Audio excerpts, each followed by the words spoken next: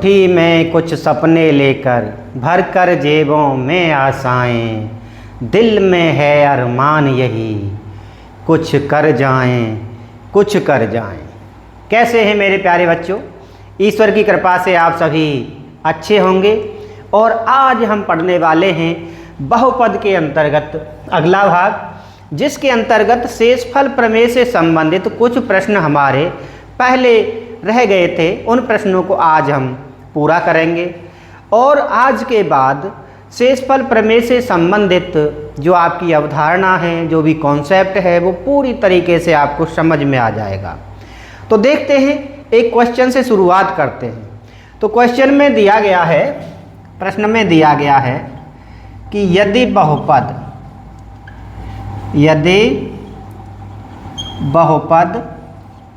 px, एक बहुपद दिया गया है जो कि क्या है, हमारा px है, जो कि है x square plus 6x plus में क्या है 15। ठीक है, x square plus 6x plus 15 को x प्लस 3 से विभाजित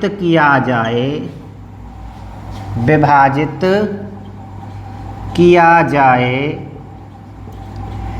तो शेषफल ज्ञात करो।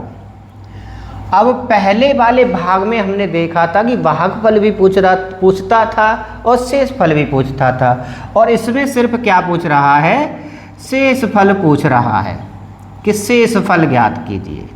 और जब शेषफल की बात करता है तो ऐसी कंडीशन में हमें भाग देने की आवश्यकता नहीं है, हम सिर्फ शेषफल प्रमेय का यूज करते हैं, प्रयोग करते हैं और शेषफल निकाल लेते हैं। अगर हम बात करते हैं कि हमारी शेषफल प्रमेय क्या है, तो अगर किसी बहुपद में, किसी रैखिक बहुपद x माइनस a का, ठीक है, x माइनस a का भाग दिया जाता है, तो x बराबर a, यानी कि उस बहुपद में जो pa का मान है वही क्या होता है, हमारा शेषफल होता है। ठीक है, परेशान ना हो, क्वेश्चन के द्वारा आपको सारी चीज़ समझ में आ जाएगी। तो यहाँ से हमें जो बहुपद दिया गया है वो px है, और जो कि x square plus 6x plus में क्या दिया गया है, 15 दिया गया है। अब यहाँ से जो रैखिक बहुपद है जिससे हमें भाग देना है वो x प्लस 3 है, बराबर 0 के कर दिया हमने, x प्लस 3 बराबर 0, तो x बराबर क्या आ जाएगा, -3। तो जो हमारी शेषफल प्रमेय है वो उस बिंदु पर बहुपद का मान ही शेषफल कहलाता है, यही शेषफल प्रमेय है। तो यहाँ से px था, अब हमें क्या निकाल देना है, p-3 निकाल देना है, और -3 निकाला तो -3 का स्क्वायर प्लस 6 मल्टीप्लाई -3 प्लस में क्या आ गया, 15 आ गया। जहाँ x था वह -3 हमने रख दिया है, ज़्यादा कुछ नहीं किया है। -3 का स्क्वायर करेंगे तो 9 आ जाएगा, ये 6 3 18 हो गया, प्लस में कितना आ जाएगा, 15 हो जाता है। प्लस प्लस वालों को ऐड कर लेते हैं, है ना, तो 15 है, 9 है, कितना आ जाएगा, 24 आ जाएगा, माइनस कितना आ जाएगा, 18 आ जाएगा, और 24 में से 18 जाएंगे तो कितने बच जाएंगे, 6 बच जाएंगे, और यही 6 हमारा क्या हो जाएगा, शेषफल हो जाएगा। जो हम ज्ञात करना चाह रहे थे यही हमारा क्या हो जाएगा, उत्तर हो जाएगा शेषफल प्रमेय से। ठीक है, तो जो रैखिक बहुपद है उसमें x का मान निकाल लीजिए और निकालने के बाद बहुपद में रख दीजिए, वही शेषफल होता है और वही प्रक्रिया कहलाती है हमारी शेषफल प्रमेय। तो ये क्वेश्चन आपको खूब अच्छे से समझ में आ गया होगा। अभी हम और भी क्वेश्चंस इसके करने वाले हैं, इसलिए इससे संबंधित कोई भी चीज़ आपकी छूटेगी नहीं, ऐसी मेरी आशा है, ऐसा मेरा विश्वास है। ठीक है, कई प्रकार के क्वेश्चन, हार्ड से हार्ड क्वेश्चन भी हम करेंगे, अभ्यास करेंगे, और जिससे आपको कभी एग्जाम में कैसा भी क्वेश्चन आ जाए तो कोई दिक्कत आपको नहीं हो। तो देखिए अगले प्रश्न में क्या कहता है, प्रश्न नंबर 2, बहुपद px, ठीक है, बहुपद px से ही प्रदर्शित किया जाता है। px बराबर x की घात 4 प्लस x की घात क्या दिया गया, 3 दिया गया है, minus 2x square plus x plus 1। ठीक है, एक्स की घात 4 प्लस एक्स की घात 3 minus 2x² plus x plus 1 को अब भाग किससे देना है, x माइनस 1 से, ठीक है, को x माइनस 1 से विभाजित करने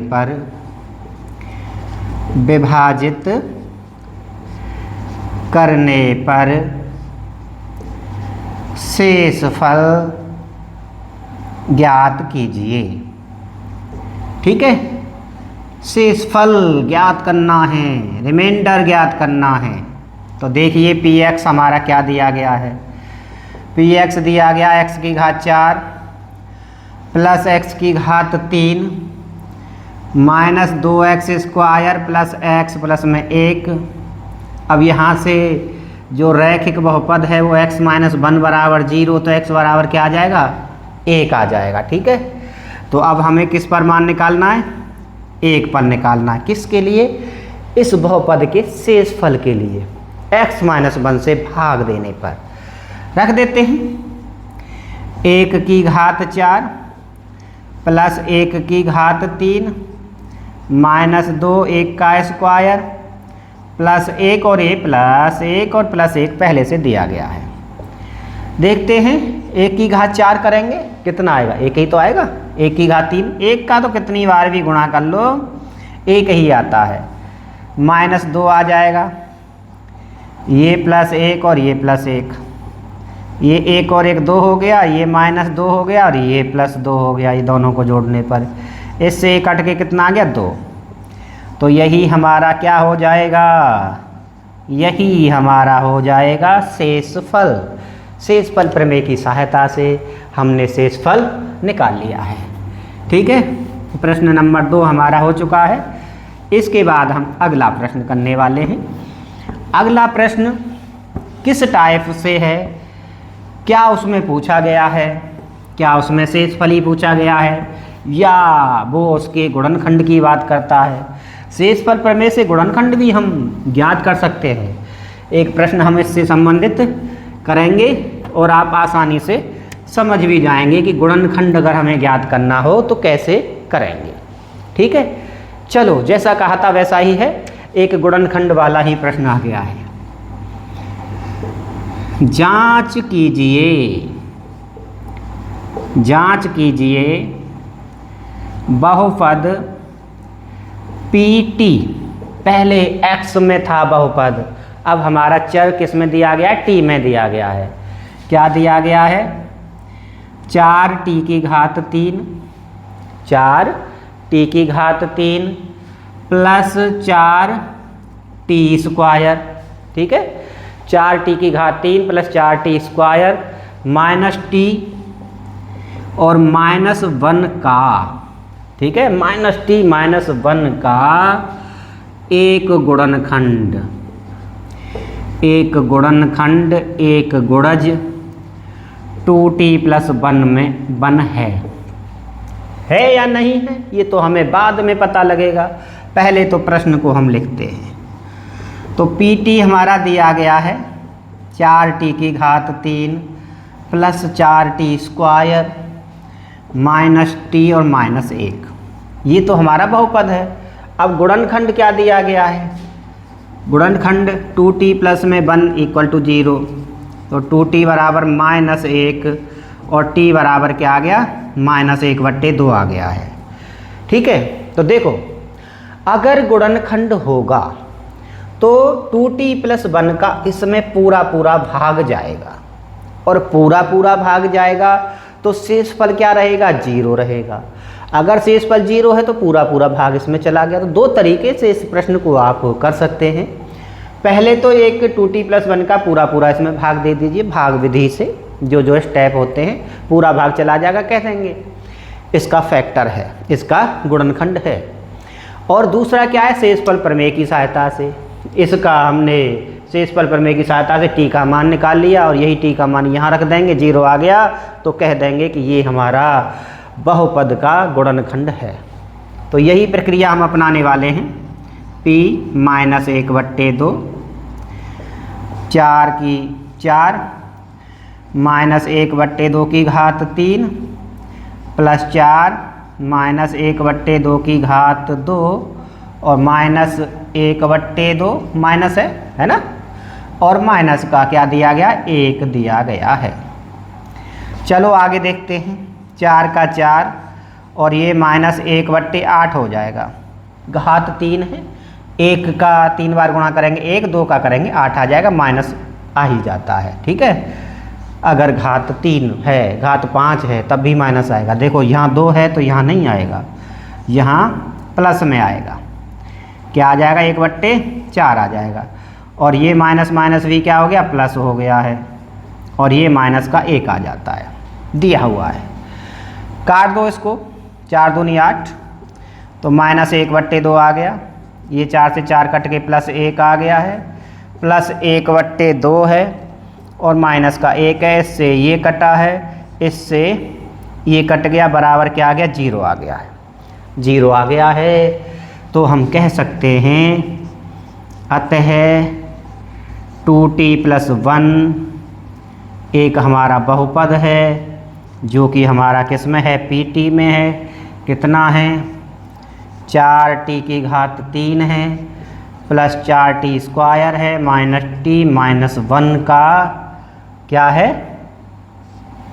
गुणनखंड है। बहुत ही सिंपल सवाल है, बस थोड़ी सी कैलकुलेशंस आपको दिखाई दी होंगी। ठीक है, और कैलकुलेशंस या कठिन सवालों का होना बहुत ज़रूरी है। ठीक है, अगर आप कठिन सवालों को हल नहीं करेंगे तो एग्ज़ाम में फिर थोड़ा भी अगर हार्ड आ जाता है तो आप फिर सोचने लग जाते हैं कि कैसे होगा कि कैसे नहीं होगा। ठीक है, तो चीज़ों का कठिन होना भी ज़रूरी है। जितना कठिन अभ्यास आपका हो जाएगा उतना ही आप कॉन्फिडेंस से भर जाएंगे। प्रश्न 4 देखते हैं क्या दिया गया है। शेषफल प्रमेय की सहायता से, ठीक है, सवाल दिया गया है आपका, और उसमें तो ये भी कहता है कि शेषफल प्रमेय की सहायता से, शेषफल प्रमेय की सहायता से, ठीक है, शेषफल प्रमेय की सहायता से px बराबर x की घात 4 माइनस 3x की घात 3, x की घात 4 माइनस 3x की घात 3 प्लस 2x²। ठीक है, 4 घात थी, 3 घात थी, 2 घात थी, फिर साथ में प्लस x और माइनस में क्या दिया गया, 4 दिया गया है। x की घात 4 माइनस 3x की घात 3 plus 2x² plus x minus 4 को x माइनस 2 से, ठीक है, शेषफल प्रमेय की सहायता से को किससे देना है, x माइनस 2 से। ठीक है, x माइनस 2 से भाग देने पर शेषफल ज्ञात करो। ठीक है, बहुत ही सरल है। तो पहले हमारा px को देखिए क्या दिया गया है, x की घात 4 माइनस 3x की घात 3 plus 2x² plus x minus का क्या दिया गया है, 4 दिया गया है। x माइनस 2 से भाग देना है तो x का मान कितना आ गया, 2 आ गया। तो 2 आ गया है तो बस x की जगह पर हमें क्या रखना है, 2 रखना है, और हमारा शेषफल आ जाएगा। यही हमारी क्या है, शेषफल प्रमेय कहलाती है। ठीक है, बहुत ही सरल सवाल आपके सामने दिया गया है। तो सबसे पहले 2 की घात 4 कर दो, माइनस 3, 2 की घात 3 प्लस 2 की घात क्या है, 2 है, और प्लस में 2 और माइनस का क्या आ जाएगा, 4 आ जाएगा। 2 की घात 4 है तो 2 का गुणा 4 बार होगा, 2 दूनी 4, दूनी 8, दूनी 16, लिख दिया सीधा सीधा। 2 का 3 बार गुणा होगा 8, तो यह 24 माइनस का है। ठीक है, प्लस अब ये क्या दिया गया, 4 दूनी 8 हो जाएगा। ठीक है, और प्लस में 2 और माइनस का क्या आ जाएगा, 4 आ जाएगा। ठीक है, बहुत ही सिंपल है, कोई दिक्कत नहीं है, और सवाल को हम हल करते हैं। अब क्या है, ये प्लस है, ये प्लस है, ये प्लस है, तो 8 और 2 10, कितना आ जाएगा 26 आ जाएगा। और 24 और 4 कितने होते हैं 28 होते हैं। 26 और 28 में से कितना आ जाएगा -2, और यही क्या हो जाएगा आपका शेषफल हो जाएगा। ठीक है, क्या हो जाएगा शेषफल हो जाएगा। प्रश्न नंबर 4 था आपका। ठीक है, आप इसको लिख लेना, अभ्यास कर लेना। ठीक है, अभी तो एनसीईआरटी की भी एक्सरसाइज आपके सामने कराई जाएगी, तो आपका कोई भी प्रश्न छूटेगा नहीं। अगला क्वेश्चन देखते हैं। यदि बहुपद, ठीक है, 4 की जगह पे अब क्या आ जाएगा 5 आ जाएगा। यदि बहुपद, ठीक है, बहुपद क्या दिया गया है x की घात, थोड़ा सा कैलकुलेशन ज़्यादा भी हो सकती है आपकी, x की घात 21 प्लस 2x की घात 10, x की घात 21 प्लस 2x की घात 10 plus 3x plus k, plus 3x plus k का एक गुणनखंड, का एक गुणनखंड, का एक गुणनखंड क्या दिया गया है x प्लस 1 है। तब k का मान ज्ञात करो। एक गुणनखंड दिया गया है और क्या दिया गया है x प्लस 1 दिया गया है। तो x प्लस 1 बराबर 0, तो x बराबर कितना आ गया -1 आ गया। अब ये -1 अगर हम बहुपद में रखेंगे तो गुणनखंड है, तो इसका मान क्या हो जाएगा 0 हो जाएगा। तो px बराबर जो दिया गया है कि x की घात 21 प्लस 2x की घात 10 प्लस 3x प्लस में k बराबर क्या आ जाएगा 0 आ जाएगा। कब आ जाएगा जब हम x का मान क्या रख देंगे 1 रख देंगे।